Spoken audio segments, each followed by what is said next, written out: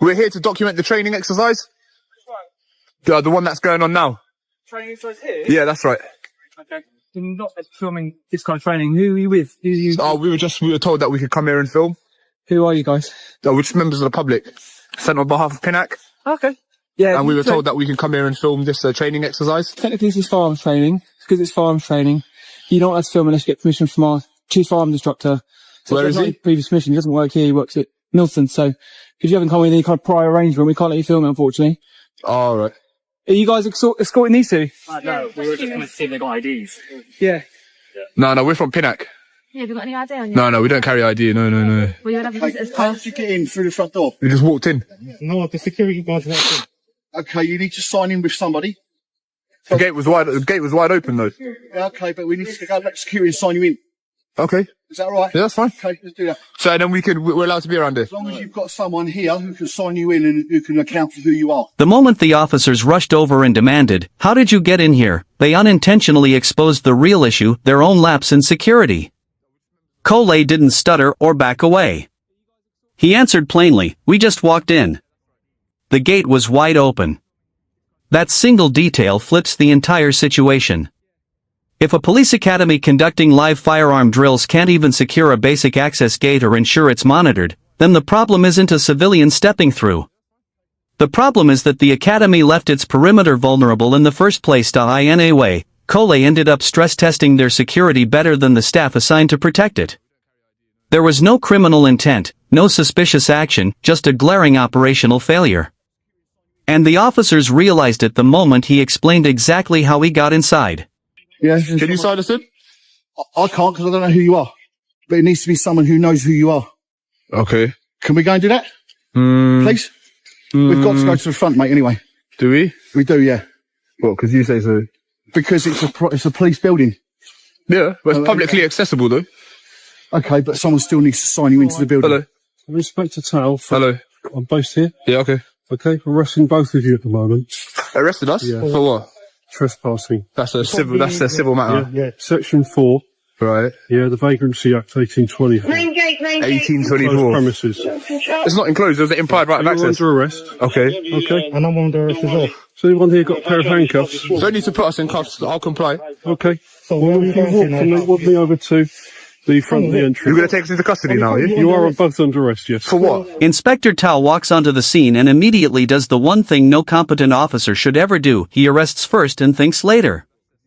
No questions, no clarification, no attempt to understand what actually happened.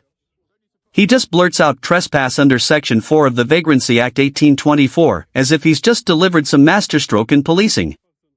In reality, he's exposed himself as someone who has no idea what powers he actually has. Section 4 of the Vagrancy Act is nearly 200 years old, written to target rogues and vagabonds wandering the streets, not ordinary members of the public who walk through an open, publicly accessible gate.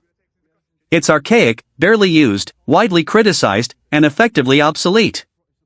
Most forces dropped it years ago for exactly that reason. Yet here is an inspector, not a rookie, not a trainee, dragging out this relic of a law like it's a trump card. We haven't been asked to leave, it's not aggravated trespass. No, you don't need to grab me, get your hand off me. I'm coming, I'm complying. Walk with me, Get your hand off me. Get your hand off me. please. Inspector, I'm complying, you don't need to grab me. What, trespass is a civil offence, Inspector. Can you get your hand off me, please? Get your hand off me. I don't want to resist, but get your hand off me. I can get you off me. Then get off me then, please. Stop struggling. I'm complying. Stop Can you get off struggling. me, please? You're under arrest. Can you get I'm off me? restraining you. Stop struggling. I'm not trying to run away, am I? I'm complying, aren't I? Stop struggling. Well, can you get off me? You're Let's pulling compromise. away. I'm not going to pull away. Can Okay, you get off come me? on. Can you get off me, please? Or I'm not going to come. Stop struggling. Stop struggling. This I'm not man's struggling. under arrest. He's under arrest. Vagrancy Act 1824. All right, come on, mate. Out you come. Let's go. What act? 1824. You heard him, mate. You twice now. No, explain. So what's the offence? Trespass is a civil I've offence. got you under control, but you're being compliant. We'll have a conversation. Okay. You could just ask me to leave and I could leave. You're not leaving, are you, mate? Well, I will leave. You haven't asked me to leave. in the first place. Yeah, but there's an implied right of access. So it's not aggravated trespass. whatever, mate. You can talk about. No, it's not about whatever, mate. It's not aggravated trespass, is it? I'm not struggling, mate. You're So I'm not trying to pull away. I'm not. Alright, I don't want to break your camera. Alright, you're not. I'm not. So let's just... You have to. Coley said wasn't an opinion. It was straight, established law. The implied right of access allows any member of the public to walk through an open gateway to approach a reception area unless that right has been clearly withdrawn through locked gates, signage, barriers, or a direct instruction to leave. None of that existed here. The officers left the entry completely unobstructed. Security didn't challenge him. No one told him to leave before the inspector jumped straight to arresting him. So when the officer snapped, "You shouldn't be here in the first place," he wasn't stating a legal position, he was revealing that he didn't know the legal position. Coley was right. Without an explicit withdrawal of access, it isn't aggravated trespass, it isn't criminal, and it absolutely doesn't justify an arrest. That final dismissive whatever, mate, was the last refuge of someone who had no lawful authority to stand on. How can you be under arrest for trespassing when you're invited in? You weren't invited. Of course you have. I've got it on camera. That's what I just said. By the security guards. I've got everything on camera. I can stop the camera now and show it to you. Do you know what? Let the inspector do what he's got to do. Yeah. Yeah, but and then you can investigate that, and then you can go. But you see, as a police officer, yeah, like, are you not supposed to do the investigation? You've said that we're under arrest for trespassing, not you, the inspector. Because we don't know this. Yeah, but I'm saying. You just don't have arrest. Well done. Yes, yeah, they said I'm under arrest as well. Hang on, man. Thank you very much. You can't stop my recording though. You've been arrested, mate. You're under arrest, buddy. Why are you doing this when I'm complying? So can you just let my arms go so I can walk freely? Well, why no? Why are you acting like this? What are you trying to be? Taking you out. Like, what's all of this about? The situation is you're trespassing. The situation is I've been invited here, which I said I've got on camera. This one is still recording, which I can play back to you, and I'm in handcuffs. Anyway, this will go to my solicitor. You will be in trouble anyway. Moment completely destroyed the officer's narrative. Coley's friend calmly explains that he has clear footage of security letting them through the gate, the single most important piece of evidence in determining whether any offense occurred. And instead of showing even the slightest interest in verifying that claim, the officer dismisses it with, "Let the inspector do what he has to do." That isn't policing.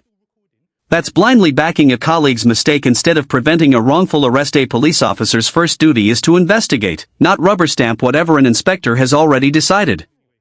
When a member of the public offers exculpatory evidence on the spot, officers should jump at the chance to review it. Why? Because it can immediately stop a false arrest, prevent unnecessary force, save resources, and avoid a lawsuit. But in this case, the officers chose convenience over truth. Have a seat down there, buddy.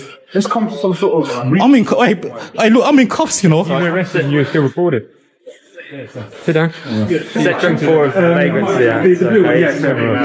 Criminal offence, okay? Trespassing on enclosed premises. The inspector's just explained it to the other chap. He's going to come over and explain it to you. Is that your phone or his phone? No, that's my phone. It's this gentleman's. In the video, Coley goes on to describe what took place after both he and his friend were taken into custody. Placed in a van, taken to the big bad Collindale police station where we were kept for about 12 hours before finally being interviewed by PC Heslin, who at the time informed us that we would be further arrested for aggravated trespass. Guys, remember, for trespass to be aggravated, you must be disrupting or otherwise obstructing people from carrying out their lawful business. Aggravated trespass legislation is often used to deter travellers from setting up shop on private property, which affects people from going about their business. So in that capacity, aggravated trespass is not a piece of legislation that would be used to arrest photographers. It's got a pretty obvious kind of use. Being hauled off to Collindale and held for 12 hours over an open gate is already outrageous. But it gets even more absurd when PC Heesling sits him down and tells him he's being further arrested for aggravated trespass, despite the fact that Coley walked through a publicly accessible entrance, was never stopped by security, and wasn't obstructing anyone or anything. But on the plus side, every extra hour they kept him only strengthened his case. Because now, as Coley explains, this turned into the easiest civil claim he has ever filed. PC Heslin even said before the recording started in the interview that this offence was a non-starter and that he was just sent to take the interview. By the expression on his face and his body language, he too agreed that this whole situation was a bit of a show. Like it just seemed like he was just sent to take the interview. But shortly after the interview was complete, we were put back in the cells before being released and given a piece of paper reading refusal to charge. I think this is different to NFA. I think NFA, they can reopen the case if further evidence emerges. Not 100% on that, but that's what I believe. So following this, obviously the first thing I did was consult my legal team and explain to them what had happened. They were very confused when I explained to them that I was arrested under the Vagrancy Act, as they were unfamiliar with it. So they requested that I obtain the custody record from the Met and give it to them before they could investigate any further. I made the subject access request on the 6th of January asking for a copy of the custody record. They got back to me on Valentine's Day with the custody record. I then forwarded this information to my legal team, who have since filed a letter before claim against the Met Police. And so we wait. But yeah, as soon as I got the custody record, sent it to my solicitors, and boom, like they were on it. They got it moving straight away. So clearly they see this case as a high prospect of success, because they didn't mess about at all. Yeah, big up my legal team as well. Good job, you guys. Lawyers don't move that quickly unless a case is a clear-cut, high-value win. Within hours, they confirmed receipt, assigned a file handler, and began drafting a formal letter of claim against the police.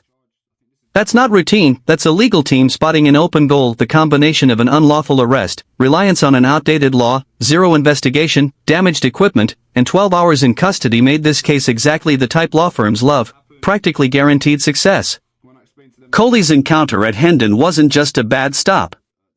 It was a total collapse of policing standards, and it happened right at the very academy where officers are trained. The irony is almost cinematic. A publicly accessible gate left open, security allowing entry, an inspector invoking a 19th century vagrancy law like it's still relevant, and another officer dismissing the implied right of access without even checking the footage that would have resolved everything instantly. While Coley hasn't publicly shared the outcome, the legal trajectory tells the story. With wrongful arrest, unlawful detention, assault, property damage, and misuse of archaic legislation all on the table, this is the kind of case that usually settles between £3,000 and £8,000. Given how quickly his solicitors acted, it's almost certain the force paid to resolve it quietly. For Hendon, the institution responsible for training police across the UK, this must have been a sting. If this is the standard emerging from the academy, it's no surprise auditors keep winning. That's it for today's video. If you enjoyed this episode, don't forget to like, comment, and subscribe. It really helps me continue independent coverage. Also, check out Coley Burks, his channel is linked in the description. Give him some support. Thanks for watching. This was Rate the Audit, and I'll see you in the next one.